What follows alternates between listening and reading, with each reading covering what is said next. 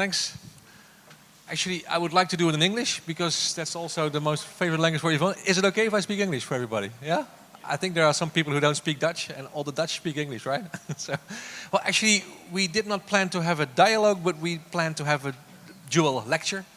Yvonne and I are both investigating things, human-thing relations, but from a different perspective. We work together a lot. And what we wanted to share with you was this idea of how to do a philosophy from things in such a way that artistic research meets the philosophy of artifacts, of things. And at the Frankenstein Festival, that might, of course, be one obvious thing to do. Technologies are invading our everyday lives more deeply every day, you could say. How to understand that relation between humans and technologies. So what I will do is to give you a quick pitch of some central ideas in philosophy of technology.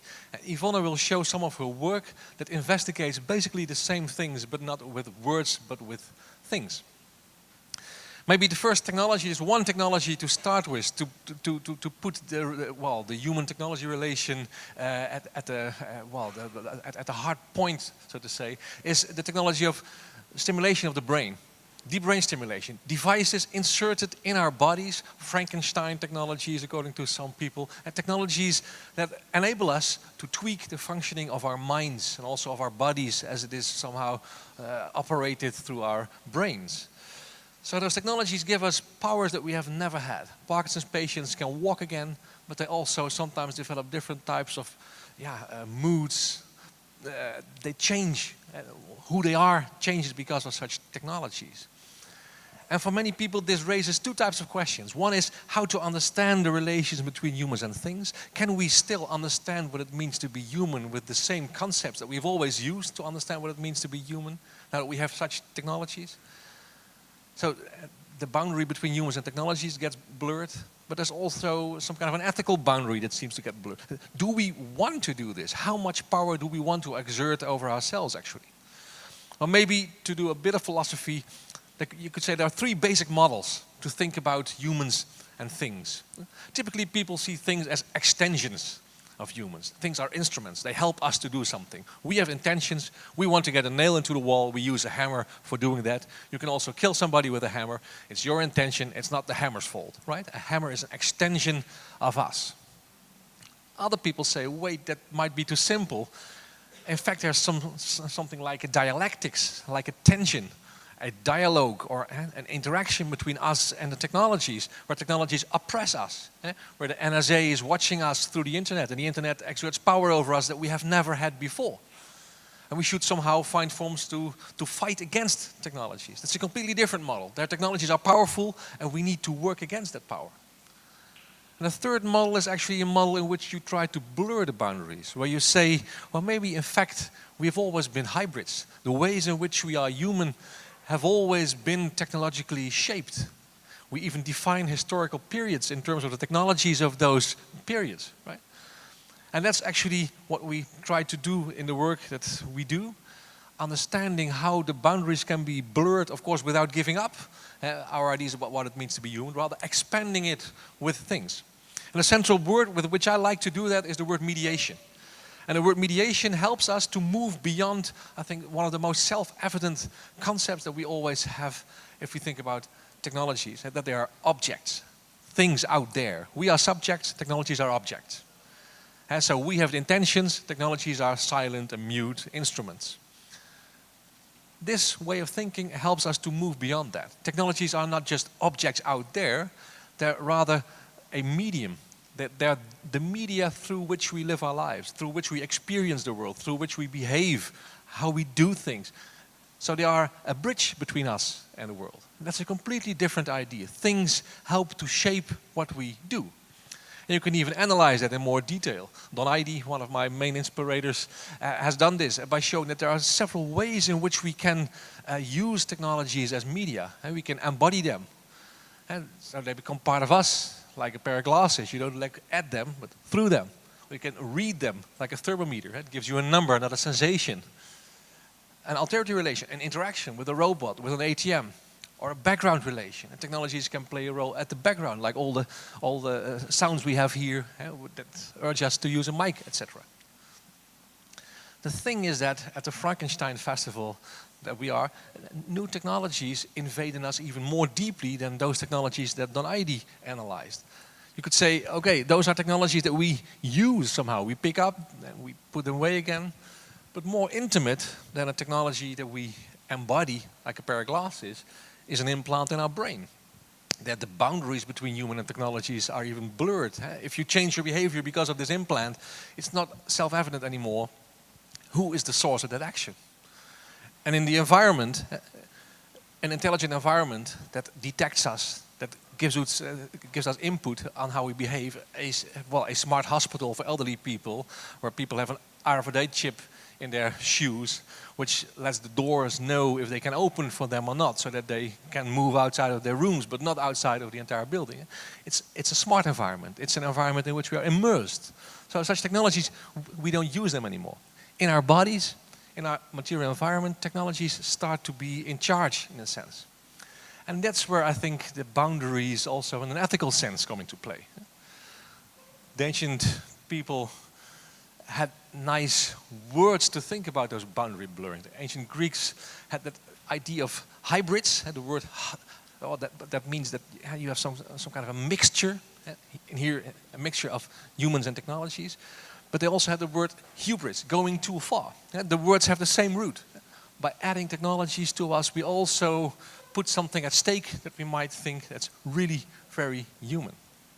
So thinking about human-technology relations also implies a lot of ethics.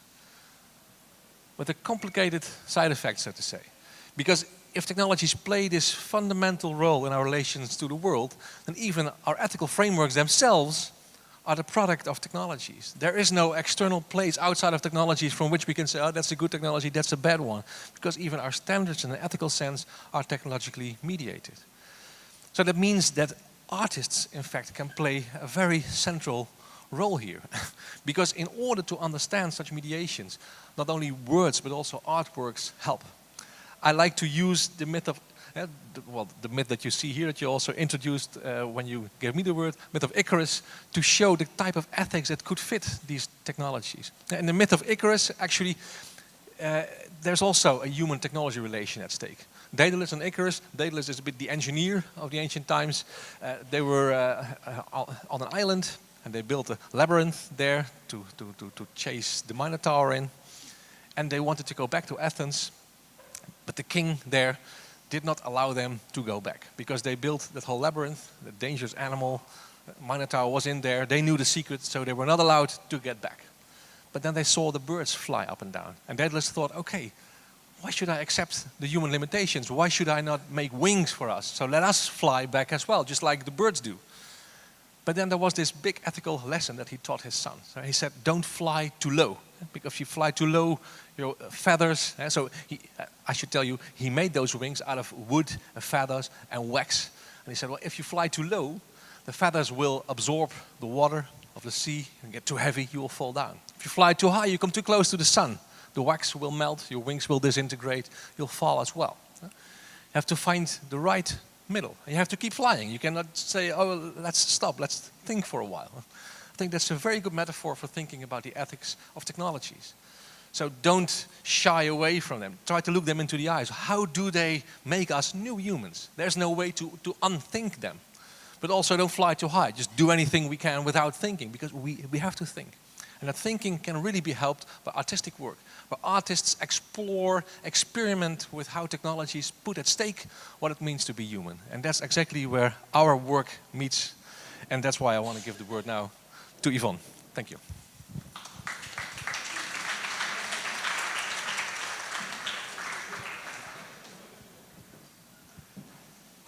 Yes, welcome. My name is Yvonne Droge Wendel. I work as a visual artist in the field of sculpture. I'm very much fascinated by the ideas of Peter-Paul Verbeek, and I, for myself, for my own practice, I try to translate it towards artistic practice. Like for me, the language of philosophy is a foreign language, so I think it takes work as an artist to materialize it somehow and move it into your own practice. I try now. Normally I have lots of slides, so now we have 10 minutes. So I try to show a couple of slides which are maybe essential to this subject. I start with a very old slide. This is a collage I made when I was a student at the Rietveld Academy. I think that's 30 years ago, and I was always really fascinated, like in that slide, in the first TV shows during the president elections, they tried to make the environment exact the same, like the same table, because they were afraid that if the table would be different, it would change the behavior of the voters. And I was really always interested, like how is it exactly, like how do we touch a thing to make it into a specific thing. So I think the way you touch the technology, it's not so much about the technology itself, but about the way you touch it. I married an object, so maybe some people know that this is Wendel, which is a furniture which I married 20 years ago. Still happily married. And the question is like how do we learn from things? Like they're so dominant and they make us do things, but you can never say what exactly, because yeah, what does a chair do? Like you can't really prove it, because the same chair does something else to everybody else. So there is no study, and how can I find a language to really see how to cover that whole field of what objects do. So my way of doing is with objects. Like I make things not so much as to put them in an exhibition, but to study how they work in public space or in a gallery space. And I think it took me a while to really move away from this idea of what is the thing towards really understanding that it's not about the thing, it's about the relation the thing has with the environment. So the better question is, which actually Peter-Paul has as a title of his book, it's not talking about the quality of a thing, but it's really what do they do, like how we relate to them.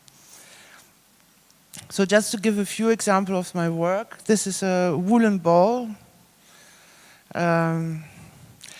I designed it to be a hole, a transportable hole, which I could take to different places. And in cities, people relate to it. Like I don't choreograph it. I just put it there, and then I follow it and see what happens. And the people who are behind the ball, they cannot see what happens in front of it. Like in the last picture, they rolled over a police car because they didn't see it's a car in front. So and it somehow really does its own story without me having to interfere in any way. And at night, it sleeps in different locations, like offices, houses.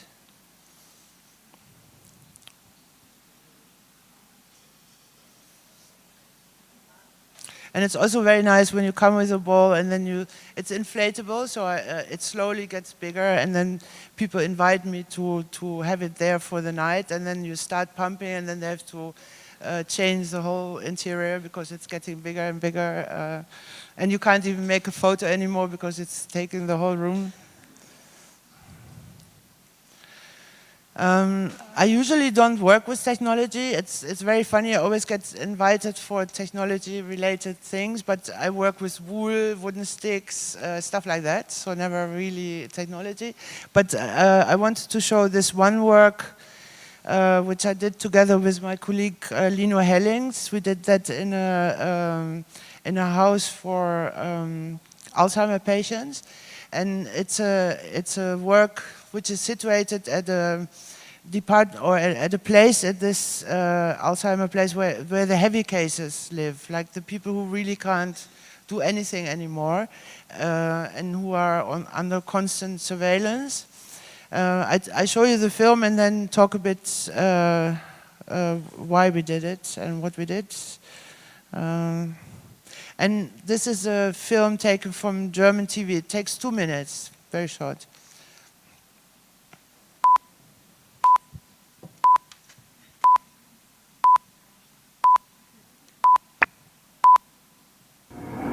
Ein Zug nach nirgendwo ist dieses virtuelle Kunstwerk, eingerichtet in einem Altenheim im niederländischen Delft für die Alzheimer-Patienten, die hier leben. Ja, kijk eens, ja, natuurlijk. Schau mal dort, wie heißt das nochmal?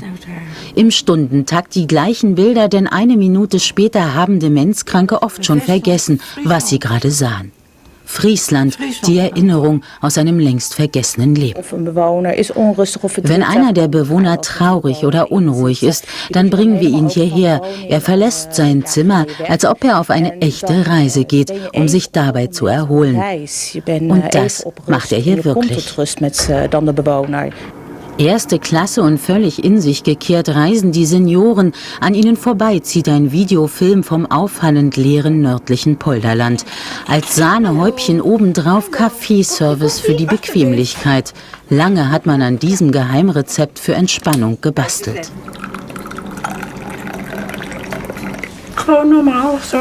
Das ist so schön hier. Da drüben die Aussicht und hier auch die bei mir. Das finde ich wunderbar. Dat vind ik daar lekker buiten. Errichtet wurde das Ganze von 2 Künstlern, um die grauen Tage der Bewohner hier etwas bunter zu machen, sie das konfuse Wirrwarr im Kopf vergessen zu lassen. Dieses Kunstwerk sollte auch für Familienangehörige spannend sein. Also hier kann man mit seiner Mutter oder seinem Vater sitzen und sich unterhalten, ohne dass man sich irgendwie gezwungen fühlt, etwas zu tun. Von Experten wird das niederländische Experiment als grandioser Erfolg gefeiert.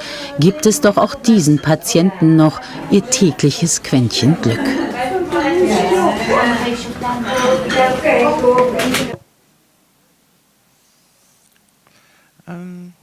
And in the beginning I showed a slide which a collage which I did a long time ago, like really ages ago. And I just want to compare this one, which is so old, like Kennedy and Nixon wearing the same table, where they still try to make them both look alike, with this one which I found recently on the internet, which I really wonder why this glass of water is standing there.